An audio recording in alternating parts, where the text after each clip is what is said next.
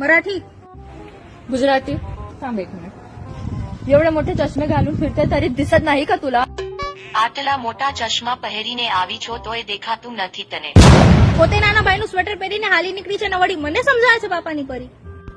स्वतः लहान भावाचा स्वेटर घालून आली आहे आणि वरतून मला सांगते पप्पाची परी स्वतःला बघितलं आहे का म्हैससाठी माझ्यावर चढून येते आणि मला सांगते પોતાને જોયું છે કે ભેંસની જેમ મારા ઉપર ચડી આવે છે અને મને કે रुको जरा सबर करो पावर हे घे आयफोन